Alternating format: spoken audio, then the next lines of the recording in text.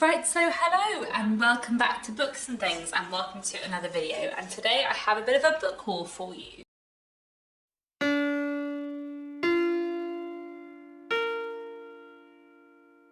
So, I have been acquiring some books of late.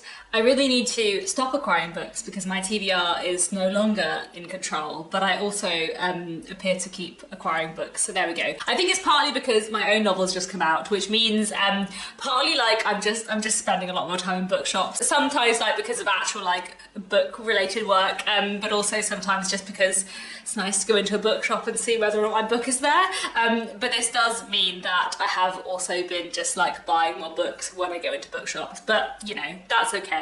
I'm very excited about all of these books, so yes, let me go into the books and let's see if I can acquire less books in the next few months. So one book that I've recently bought is Erewhon, I have no idea how to say it, by Samuel Butler. So this is a Victorian novel, which is a kind of utopian novel, where Samuel Butler is basically writing about this fictional alternate future world or other world, and everything that's going on in it, which I feel like should be really, really interesting. This is a book I've been meaning to read for ages, and it's one that I think I like got out of the library a few months ago and then didn't read it in time, ended up giving it back, etc. So I feel like it's a book that I need a bit of pushing to read, which is one of the reasons why I bought it, because I have been meaning to read it for a while and I think it will be really interesting. And I also feel like sometimes, because my TBR tends to be more like modern literature, that means I pick up classics less than I want to. I feel like the solution to that is not just buy more physical editions of classics, but apparently that's the route I have gone down. But yes, I'm really interested to read Erewhon. I think it'll be really interesting and I'm looking forward to getting to it. Then I also recently bought The Lottery and Other Stories by Shirley Jackson. I've read this already and I spoke about it in a recent wrap-up, so I won't talk too much about it here.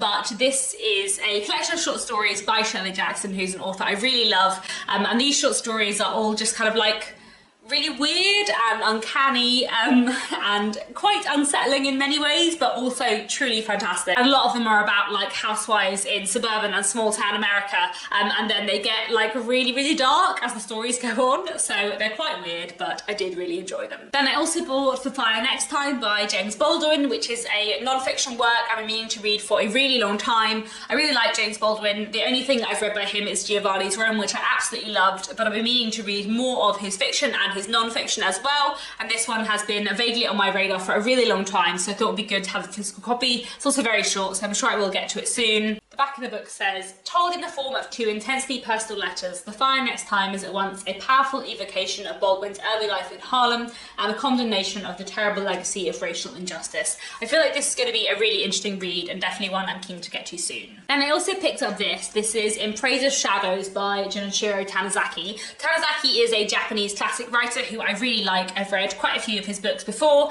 and I spotted this in Waterstones and I couldn't resist it because it is an absolutely beautiful edition. Look at this. It's filled with like amazing illustrations throughout, which are just absolutely stunning. Like, it's just really, really gorgeously designed and absolutely beautiful. And I think it'll just be like such a pleasure to read because it is so stunning. So In Praise of Shadows is, I think, a kind of like literary essay, poetical essay, I want to say. I'm not really sure, but I don't think it's fully a work of fiction. This one is translated from the Japanese by Thomas J. Harper and Edward G. Seidensticker. This just looks so beautiful and I really like Tanizaki, so I'm just quite excited and curious to read it. I feel like it's going to be a bit different, but yeah, it's just absolutely beautiful. I mean, just like, look at it. Yeah, I'm very, very excited to pick this up. Right, let's move on to contemporary fiction. So first I have two review copies that I have been sent from the publishers. Both of these are from Bonnier Books UK. I really love it when Bonnier Books send me proofs because I used to work there and I love all of their authors. Here I have The Illusions by Liz Hyder, which I'm reading at the moment. This book is set in late 19th century Bristol and looks at various characters who are kind of linked by magicians and illusions and mysterious kind of magical things, possibly with a little touch of real magic thrown in, and just, yeah, it's absolutely excellent. I am reading this at the moment, as you can see, and it is just glorious. I love the way Liz Hyder writes so much. I love her characterization. I love her style. I love her themes, and this is just fantastic. So yeah, can't wait to finish this, and I will tell you more about it in my April wrap-up, I guess. And then I've also got here Begin Again by Heli Acton, which I'm hugely excited for. Heli Acton is really fantastic at like taking a traditional rom-com format and like turning it on its head and doing something completely wild and different with it. Begin Again is a book about Frankie who, within the first few chapters of this novel, dies, and she is sent to a sort of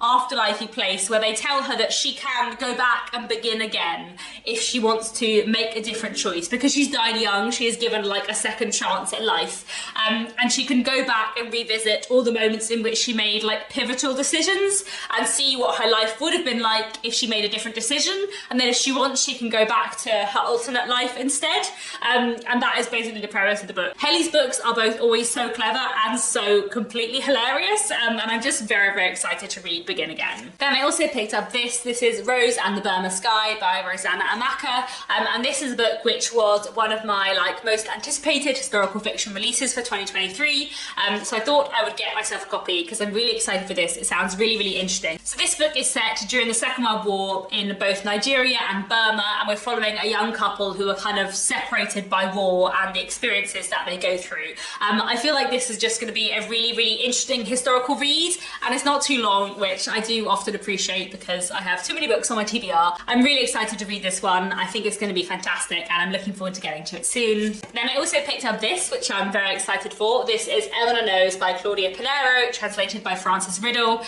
This is an Argentinian novel which has been doing the rounds a bit on BookTube lately. I've heard a lot of people talk about it, and it sounds entirely up my street, especially as I believe it's set over just one day, which is something that I really, really enjoy. And this book is basically following a woman whose daughter has recently died. It has been ruled suicide, but her mother Eleanor is certain that her daughter would not have killed herself. So over this book, she is kind of traveling through Buenos Aires, talking to people, trying to find out exactly what happened to her daughter. But Eleanor is also physically limited by the fact that she has Parkinson's, and I believe the book is kind of structured through the times of day in which she has to take medication. I just keep hearing about this book everywhere. Everyone seems to absolutely love it, so I'm really, really excited to read this one. I think it sounds fantastic. Then I also recently picked up this is Diary of a Void by Emi Yagi, and this book is translated from the Japanese by David Boyd and Lucy North. So this book is a Japanese novel about a woman who is the only woman in her office, and she is always expected to do all of the menial tasks. So one day she tells her colleagues that she is pregnant in order to stop them asking her to do things,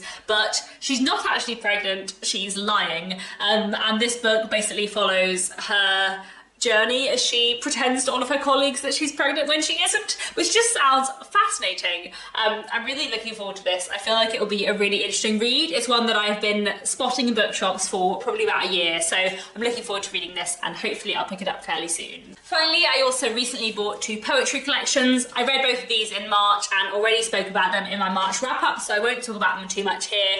But here we have The Remedies by Catherine Towers and Painting the Mersey in 17 Canvases by Maria Isakova Bennett. I really enjoyed both of these. I thought they were really good poetry collections, and definitely I would recommend them. I think I probably especially enjoyed Painting the Mersey in 17 Canvases, but I really, really love The Remedies too. So there we have it. Those are some books that I have acquired lately. I have already read 3 of them, and I am reading one of them currently, so that makes me feel better about the rate of acquisition. I am really excited for all of these, so hopefully I will get to them quite soon. Interesting sort of side note, recently I have started like changing the way I use my Watch Later playlist on YouTube.